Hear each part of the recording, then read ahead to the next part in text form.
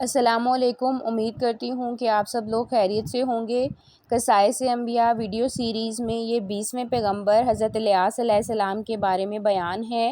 حضرت الیاس علیہ السلام حضرت ہارون علیہ السلام کے جانشین تھے۔ آپ کو اسرائیل کے لوگوں کی طرف بھیجا گیا تاکہ آپ لوگوں کو توحید اور سچائی کی طرف بلائیں۔ الیاس علیہ السلام کا ذکر سورہ انعام میں آیا ہے۔ ان کا ذکر دوسری قرآنی آیات میں بھی آیا ہے۔ آپ کا پورا نام الیاس ابن یاسین ہے۔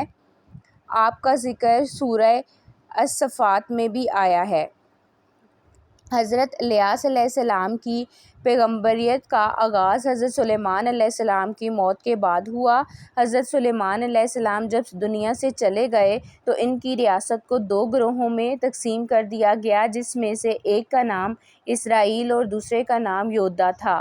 آہب اسرائیل کا بادشاہ تھا۔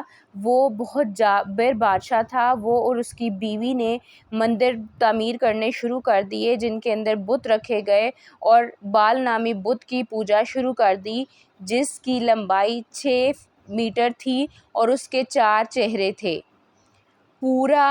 پوری ریاست شیطان کے بہکاوے میں آ گئی اور برائی کے رستے پر چل پڑی۔ ان سب نے شرک کرنا شروع کر دیا اور بتوں کی پوجا شروع کر دی۔ وہ لوگ جنہوں نے پیغمبر اور اللہ تعالیٰ کی گستاخی کرنے سے منع کیا، انہیں موت کی سزا دے دی گئی۔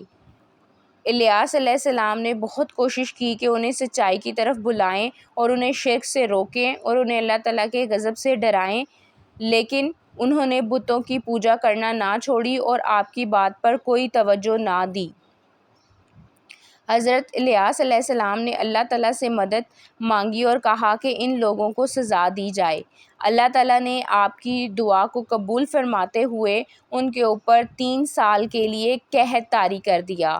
لوگ قحط سے مرنے لگے، لیکن پھر بھی بال نامی بت سے مدد مانگنے لگے۔ جب کسی نے بھی ان کی مدد نہ کی تو لوگوں نے حضرت الیاس علیہ السلام سے دعا کی درخواست کی اور کہا کہ اللہ تعالیٰ سے دعا مانگیں کہ بارش ہو اور قحط سے ہمیں نجات ملے۔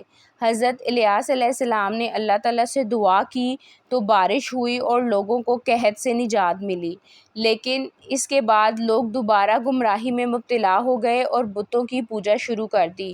حضرت الیاس علیہ السلام نے جب انہیں دیکھا تو انہوں نے اللہ تعالیٰ سے دعا کی کہ اللہ تعالیٰ انہیں موت دے دے۔ اللہ تعالیٰ نے حضرت الیاس علیہ السلام کو آسمان پر اٹھا لیا۔ بے شک اللہ تعالیٰ ہی سب کچھ بہتر جاننے والا ہے۔